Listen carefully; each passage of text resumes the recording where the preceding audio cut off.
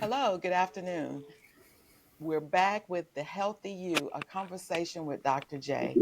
And I am Dr. Shirley Jones, board certified family physician.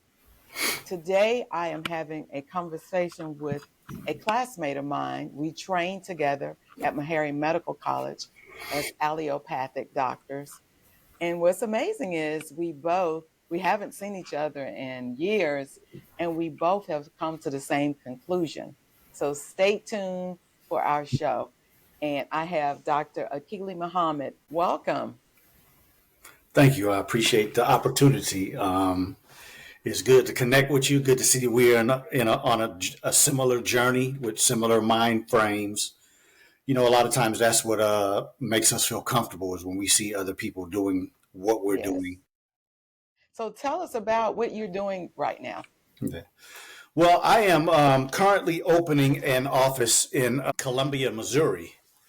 I Okay. spent most of my career in Texas, and just time for a change. We live in Macon, Georgia, but I'll be Okay. practicing in Columbia, Missouri, doing the type of medicine that helps people work to solve their problems and not the typical just a prescription every time a person has a complaint or a concern. So that's how I would kind of say it in a nutshell. Those of you who don't know, Dr. Muhammad and I were also study partners in medical school. That's right.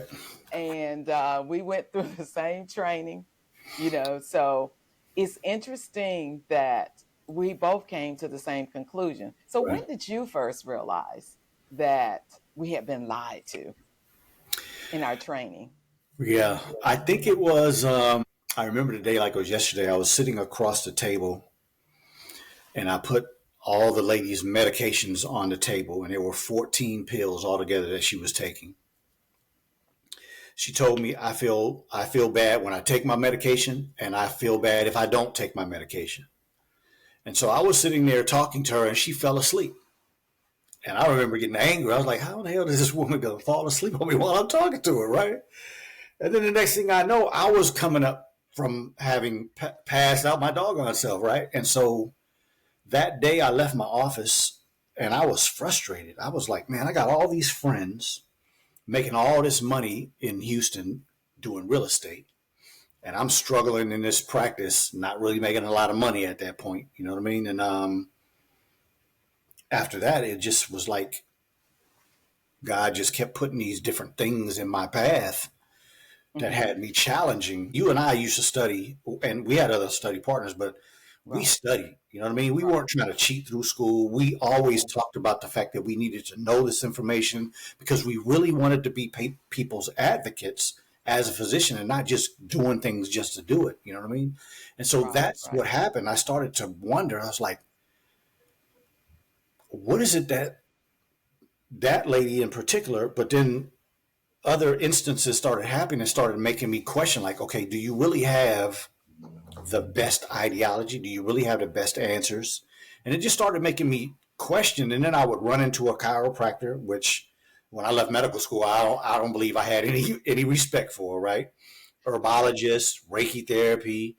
I did have I did have respect for acupuncture because I saw my father study that when we were young, Okay. and we were his test dummies, right? He would stick us with all that kind of with all of his things that he had to practice. So I did have respect for that, but there wasn't much else outside of traditional medicine that I had respect for. And these different modalities were coming, and then I would have some of my patients that would say, I did Reiki therapy yesterday, and it helped me more than anything. And like the first time I would hear it, I'd be like, man, this they crazy. Right? And then as these things started to happen more, that's when I started saying, well, wow, there is something more than what we were taught. And then I started thinking about the fact that fasting, I started studying stuff about fasting and started studying things about eating differently, which I was raised doing, right? That was one of my ideas always. Right. But to see that none of my mentors ever said that. You know what I mean? Some of our family medicine doctors that we had at Meharry and then ones that I Right. got when I was in Houston, they never talked about things that could really help people other than prescribing. You see what I'm saying? And Right. I had to come to the conclusion like, man, I like these dudes because they drove nice cars. I liked them Hmm. because they lived in nice houses. I Hmm. liked them because they were, you know, with the women and Playboy kind of type stuff like that, if I'm being honest with myself, right? Right. And so at Right. this part of my career, when I'm questioning a lot of things, I was like, man, I picked mentors for the wrong reason, leading me in the wrong direction from where I should be going. Mm-hmm. And when I started questioning everything, it was like, yeah, we were lied to, because Yeah. there's so much more now that you and I could probably talk about how we can benefit people. Why wasn't that even suggested? Right. And Now, we some were of these never things, told that. right. And then the other thing that I know you were a year ahead of me, Mm-hmm. but I know when we did nutrition, right? We had nutrition for 1 week. Mm-hmm. My class had 89 people when we came in the door. There were 12 people in that class that week. So that's like some of the things that started coming back to my mind. Like, people in the medical field don't even honor things that really are solutions. We just go along and do what the system kind of formulated for us. So we put ourselves in that box out of Mm-hmm. our youthful exuberance to be a physician. Like, we really gave into some things and didn't really question it, in my opinion, looking back, right? They molded us. And then over time, we started to say, okay, well, maybe I have to look at some other things. So I think that was it. Really. We both were trained to treat people's symptoms with medications. We were never taught to actually pay attention, and we were taught to ask the people about their diets, but we were never taught in depth. That's As right. Dr. Muhammad said, it was a one course that wasn't even a full course. It was, Right. one class. And nobody Yeah, went to it because we probably that's was right. doing other things like sleep. Right. And so, because we didn't get much of that. That's right. With that being said, you came to realization before I did. As you remember, I went to Henry Ford in Hmm. OBGYN, and Right. then I had a child, and a very difficult pregnancy. I became so sick that the child went home. They had to take my daughter at 35 weeks, and they actually kept me in the hospital for another month. And while I was there, they had me on like 5 or 6 blood pressure medicines, all type of drips. I developed gestational diabetes. Wow. They were talking about taking my kidneys. It was Wow. just craziness. And I was like, Right. wait a minute, stop. Right. And nothing was changing. My blood pressure was running like 200s over 120. They were trying to keep me from stroking, and they did not know what to do. I kind of stepped in and I was like, well, one thing, I just had a baby. You're keeping me in the hospital. You won't let me have any visitors. I can't see my baby. So that's not going to help my blood pressure come That's down. right. I needed to go home. They let me go home on all this medication. I was like, man, I got more medication than my patients. What is this? I started studying functional medicine, and I was like, I need to change the way I eat, because what did I have to lose?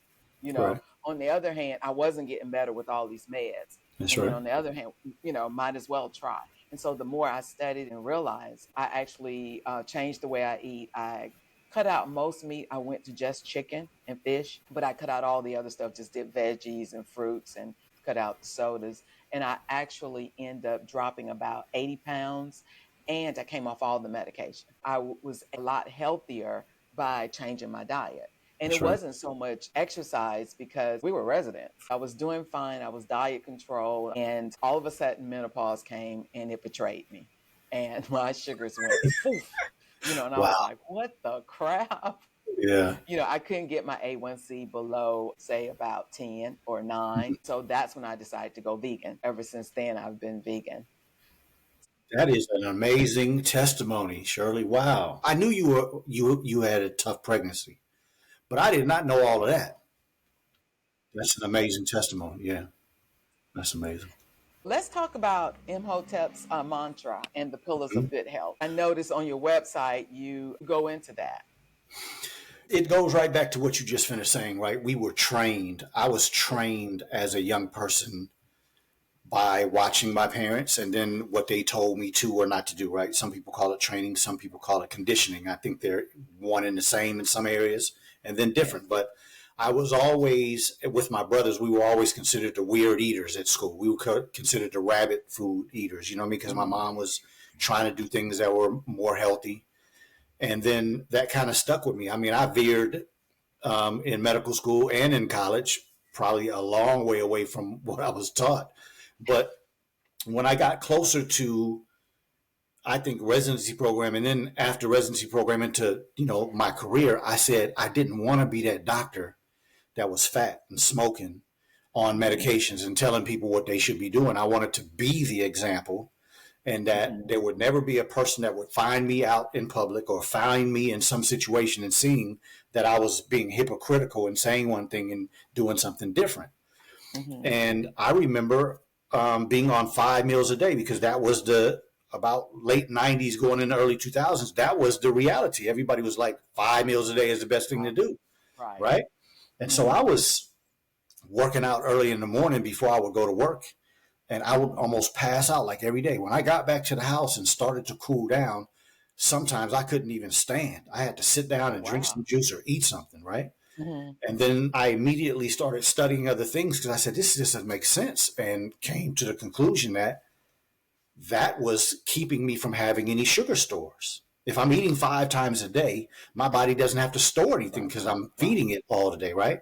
All day. When I changed and started eating less meals, my stamina went up. My ability to work out and have no problems like that all went away. You see what I'm saying? And so that's when I really started getting back to studying foods and what I was seeing helping my diabetic patients and my cholesterol patients and all those type of things. The great thing that I leaned on was my mother actually went back to school when I was in junior high and got her nutrition degree, right? So I started asking her questions about what she learned, and I started trying to do everything I could to add to that. And it just came to me that not only was Imhotep written out of history, right? Socrates took that mantra from him and made it his own, but that's just not the truth. The person that taught Socrates and many other people was Imhotep, and his mantra is, let food be thy medicine and medicine be thy food. And I started to see that as I was working with patients, diabetics were horrible the more meat they ate.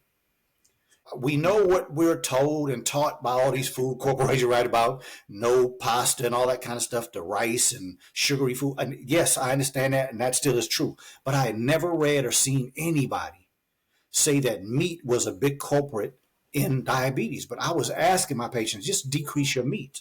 Don't change anything else, just decrease your meat. Sugars come down 100 points sometimes, 50 points, and stay there. You see what I'm saying? And that is when I realized, I said, it's not going to go over well, because so many of us are trained and conditioned to eat meat every meal, all day. Whatever meal you have, eat meat. And then all these people that are working out, promoting that 5 meal a day thing, a lot of times they're eating eggs or meat with every meal, 4 or 5 times a day, right? Protein, right? Yeah. And so that's when I really got into it, and I started experimenting not only with myself but with my patients. And I was like, man, people are like walking away from diabetes, walking away from high blood pressure, walking out of cholesterol problems, improving hepatitis, and seeing HIV patients. Their CD4 counts are really good. Their viral load is low. No medications, just eating better. Autoimmune problems. I'm watching people just get better. I didn't see early many people were like solve the problem. But when I started seeing people get better, I was like, man, food is medicine. Food is what is helping these people. And then the things that they're putting away, maybe we shouldn't even call them things food. You know what I mean? Though that's how I really got supplanted into that ideology. Do you intermittent fast?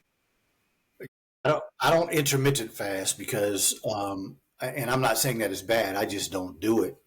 Okay. Because I don't really see, because of the interaction in my own experience, that a period of time of fasting and what it does to the body, intermittent fasting, I think, interferes with some of the great benefits that the body can have. So again, I'm not saying it's bad. It's good for anybody that's working, but the ultimate is to go 24 hours without food.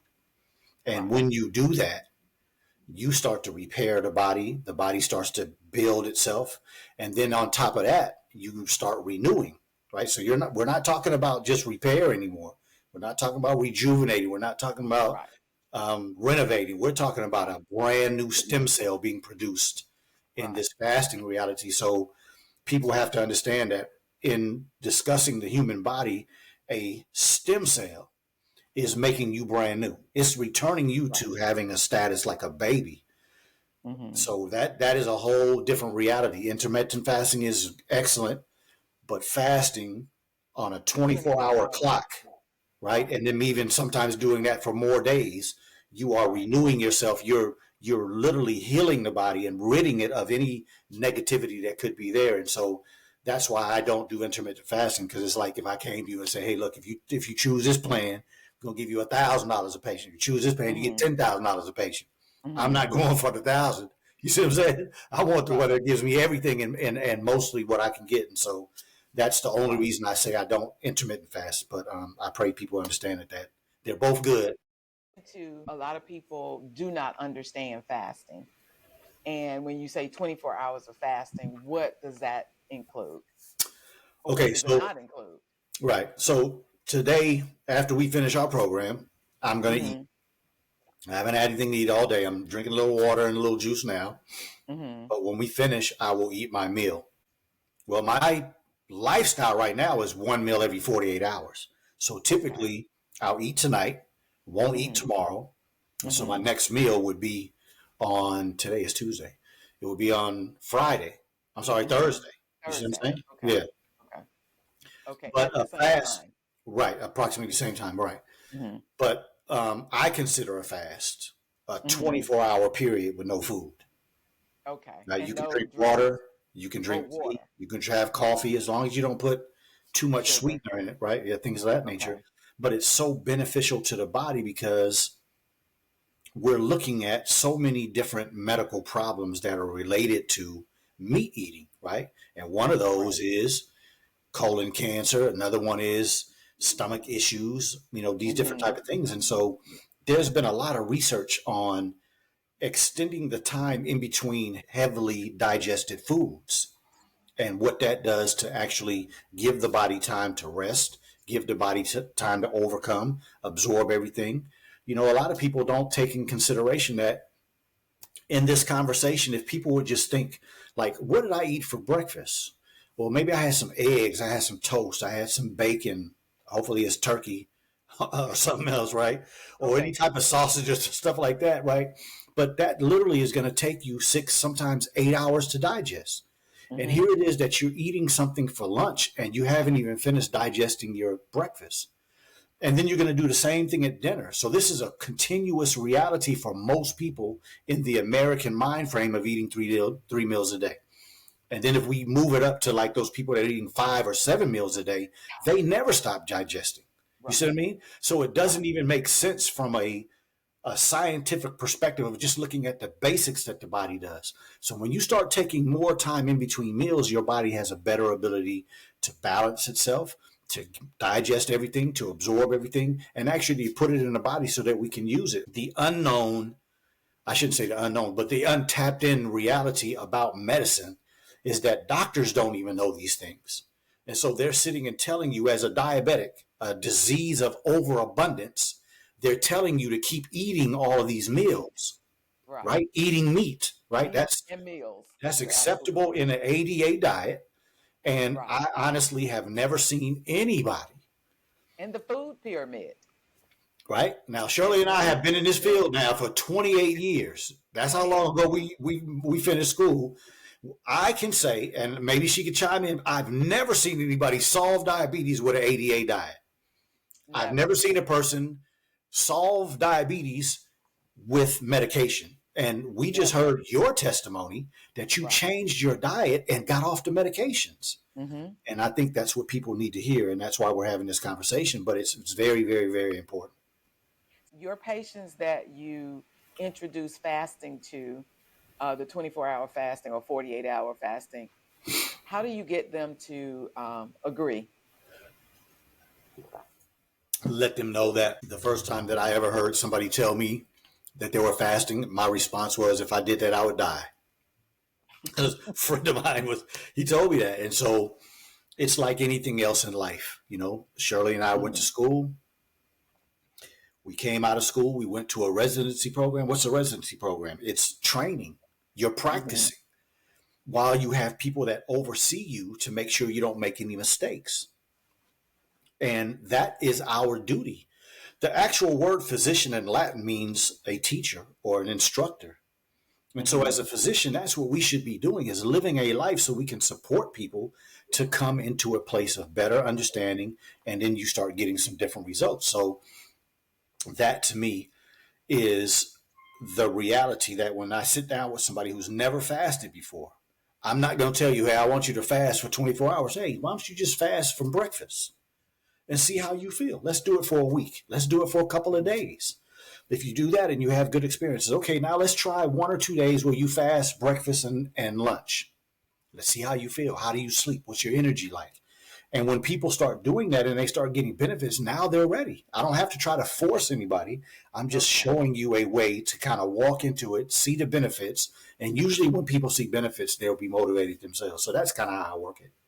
Okay. Everyone, let's reiterate what Dr. Muhammad was just talking about fasting.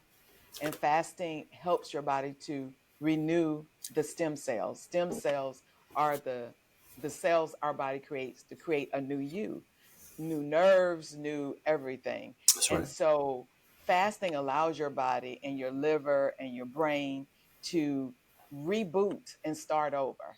And so people have cured their diabetes, have cured their connective tissues, Yes. arthritis. Mm-hmm. My patients who start with me with arthritis, I take them off of meat. I start them intermittent fasting to Yes. get them to fasting, Right. and they don't have their arthritis problems That's anymore. right. Their skin clears up. Yes. And then you talk about HIV. I don't have many HIV patients, but Mm-hmm. that's amazing. Yeah, I'm actually working with somebody right now who was born with HIV, Okay. and that's the plan, is to work with him with eating habits, and of course we'll probably use some herbs and some different immune boosting things in the beginning. But his desire is to solve this problem without medication, and I've had it happen before, so I'm definitely going to work with him. And then the other thing, like you said, people have to realize that looking at your family tree is not something that you look at to say that you are destined for these problems. You have to look Right. at the lifestyle of your family. And That's then it. you have to start looking at what are we getting from this diet, right? Now, being down here in the South is a little different from where I grew up in California, right? Right. But people are really traditional. And I just ask people all the time, let's look at your family history. Not from a perspective that you think you're genetically going to get these medical problems, but look at what your family produces in their lifestyle. All the big three for black people: high blood pressure, diabetes, cholesterol problems. The Right. majority of black people in 2024 are going to die with heart disease and cancer. Right. And we're being told is family oriented, but how could it be? Now, here it is, Right. you have two people that I'm sure Shirley will agree to this. My family is rooted. My father in Louisiana, my mother's in St. Louis. Both sides have all the same medical problems that most black people have. Mm-hmm. Unfortunately, my family from Louisiana, New Orleans, by the time most of them are 40, and this is still a reality to today, they're already blind, they're already on Mm. dialysis, or they had something cut off their body because of diabetes. But yet here I sit, I have no diabetes. My younger brother has no diabetes. It's lifestyle, you all. We have to stop giving into that thinking we can't do anything about it. No, we can do something about it. And it's very important to hear conversations like this that hopefully gives you information that inspires you to do something different. Because following along, like we started off with, when did we know we were lied to? This system is about making a lot of money. And if you're just continuing on, I mean, think about this. Your family members that you watch die with diabetes, high blood pressure, strokes, and heart attacks, and all these type of things, when did the medication stop the problem? When did the Very medication good. improve them? Start on one blood pressure medication, like you were talking, right? Next thing Mm-hmm. you know, you're on four. Start on one Mm-hmm. diabetes, next thing you're on 3 or 4, and you die taking those medications. We got to do You something different. die with the medications. We got to do something different. That's right. Right. And I always tell my patients that habits are genetic. That's facts. So if grandma ate the mac and cheese and the dressing and the fried chicken, most likely the younger people are eating it and they pass it on. And people make it a really big thing to pass these recipes down. Yeah. And these recipes are killing us. Yeah. They're Tastes good. actually, yes, Tastes good, but killing you, right? killing us. Yes. Yes. So, with that being said, let's talk about health disparities Mm-hmm. for us and how important it is to have an advocate to help you maneuver the healthcare system this day and age. The first thing that I will say to the listeners is that if I know this 100%, right? If Shirley were to start to describe what her journey was like after she left Meharry, and I was to describe what my journey was after I left Meharry, Meharry being a black medical school and a dental school, but I'm talking about it's an HBCU, we would include stories about racism. So there is no aspect of American life where racism is missing. And so to start the answer to your question is there's a disease called Tay-Sachs disease. There's a disease called Guthrie's disease. There's a disease called cystic fibrosis. And then within the last few years, there's a gene that is making a lot of women think that they're genetically having breast cancer called the BRCA. We call it the BRCA gene. All four of those medical problems are most common in what we call Ashkenazi Jews. That means white Jews. They come from Europe, and these are genetic diseases that run in their genes. The amount of money that the medical community spends on these diseases is astronomical.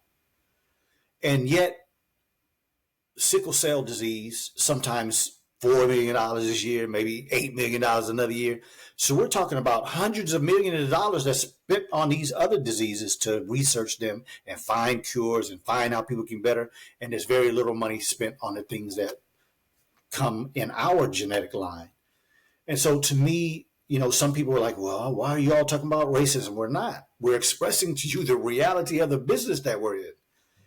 So that is a absolute in our business. We know that because we've been in the field almost 30 years.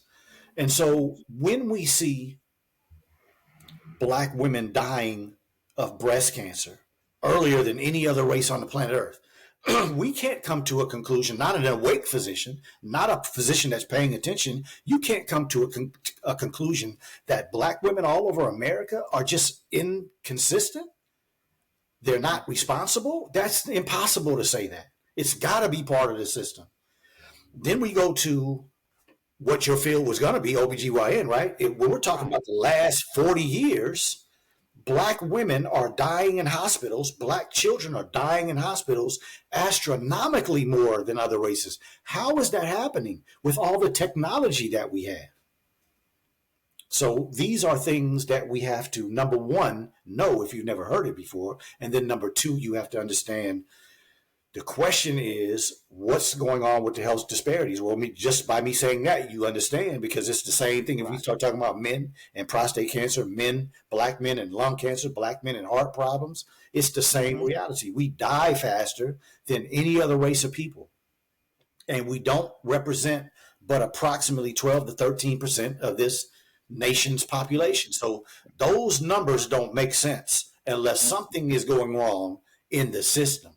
And so having an advocate, somebody like Shirley, somebody like myself, I can't say all black physicians are like us. Right. It's just not real. Some black physicians are so scary. I saw it when we were in medical school. Some people wouldn't even speak up for themselves. So if they're not man or woman enough to speak up for themselves, they're not going to speak up for you. But it's important that you have an advocate. It's important that you have somebody that you can tap in with the information that they're sharing, like Shirley's show, because that is what's going to give you the ability to look at the system a little more clear. And then you have to start arranging your mind with the information that you're getting, because an advocate is not there to change you. An advocate is to help give you information and to stand by your side while you make changes and see the benefits of those changes. And I can say that for sure, this perspective that we're talking right now has consequences. because most white doctors don't even want to have this conversation, but they know it's true because they are the ones doing the research to prove what we're saying right now.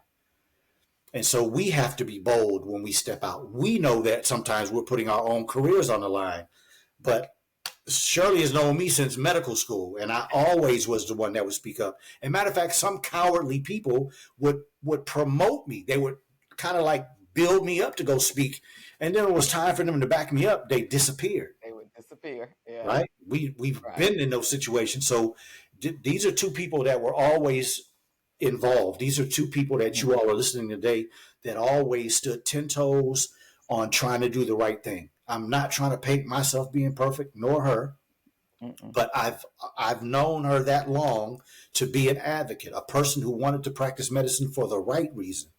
And that's what Black people need. They need some people that are going to stand for you for the right reason, not because somebody's going to pay us, give us a check. No, we're standing up for you. And there should be people like this in every aspect. There should be lawyers like this, teachers like this, businessmen like this, all different areas of Teachers. all of them, right? In every Right. aspect of life, there should Every be aspect. people like this. Otherwise, we continue to be cowards, not speaking up, and we'll continue in the next 20, 30, 40, 50 years to have the first Black person to this and the first Black. We should be tired of that madness. It's time to Right. step up, do right, and get a cohesive unit so that we can improve these things, because nobody's going to do it except us. Exactly. So tell everyone about your clinics and your services that you offer. Yeah, so I am right now physically. You can come see me in Columbia, Missouri. Okay. And while I say that, I know some people in your region, and I'm not trying to Hmm. take any of Dr. Jones' patients. So No, that's not. But it's all I about cooperative exactly, economics. exactly, and based on this, we're going to work together more after this Yes. conversation. But I really believe this, right? If you are really concerned about your health, I don't care where you are listening to this program. If you find a good doctor, they are worth traveling to see. So I would not say, if somebody's listening to us in Washington, Oregon, California, Hawaii, going to Dr. Jones would be worth you tapping in with somebody that's going to help you, because you don't have to fly there or take a trip there Mm-mm. all the time. Once you have that first really good interaction with a doctor, a lot of things we can do virtually after that. But if you need somebody, it's worth being able to travel. And so I'm saying that because I'm in Columbia, Missouri, Mm-hmm. opening my first office in a few years, and it's all going to be holistic. Mm-hmm. I don't prescribe medications. I use herbs. I use many other modalities like some of the ones I mentioned. But the biggest thing that people have to be ready for if you're coming to see me is work. It's going to take different dietary habits, different exercise habits, using whatever we can find that will benefit you, that you can fit into your lifestyle. That's what we're going to work on. So it's a collaborative effort. Just like Shirley and I talk about working with each other, you have to be in control of your health. You should never allow a physician to dictate anything to you Anything. unless you're just totally ignorant. I understand that. But if you have an idea, if you have a plan, if you have some things that you know you want to incorporate in your life, that's not something you beg a physician for. That's something you put on the table and say, Doc, meet me here so we can work a lifestyle that I will enjoy, that I can continue, and that I'm sure that I'm going to see benefits from, because that's what all of us should be doing. We should be tired of seeing people die at 80. That's not a lot of life. I'm already in my 50s. Mm-hmm. I don't want this to end anytime soon. There's too much Mm-mm. work to do. There's too much of life to be pleasurable in. We both have young children that are right Mm-hmm. at college or right at getting out. Mm-hmm. I want to be there for their life. You know what I mean? I want to see my grandchildren, and I don't mean in no bed talk about I see my grandchildren. I want to be able to play with them, interact with them, take them. They come visit me. So to have life and life more abundantly to me means that we really have to grasp some new information, because that's not what I've seen in my family. That's not what I've seen in most of my patients. And I want to set a new paradigm and have something different for people to look to. Right. So do you do consultations? Absolutely. Okay. So People. consultations do not have to be in the area. They can No. be, Yeah. you can make phone calls. Yeah. So I will include all Dr. Muhammad's information at the end of the program. What Thank you. final information would you like to leave with the audience? The first thing that I will say is that when I talked about when I started to question things, Mm-hmm. I think that I was accepting God into my life for the first time in my life on an Mm-hmm. active, like, intentional way. Mm-hmm. When we were at Meharry, I would say I believe in God, but there was Mm-hmm. nothing in my life to prove that. I mean, I was pretty crazy. I did some crazy things, Mm-hmm. and I don't say that as I'm proud. I'm saying that because I was conditioned. I was trained. There were things Mm-hmm. that my father taught me well. There were things that my father didn't teach me well. One of those was the treatment of women. You see what I'm saying? Mm-hmm. So my mother did a lot of good things, but she gave me some bad habits. So I think at this approximately that time when I started questioning medicine, I Mm-hmm. was also questioning my reality in general, studying a lot of different things, visiting churches, mosques, synagogues. I visited a lot of different things because I was looking for something to kind of complete what it was Mm-hmm. that I thought I was missing.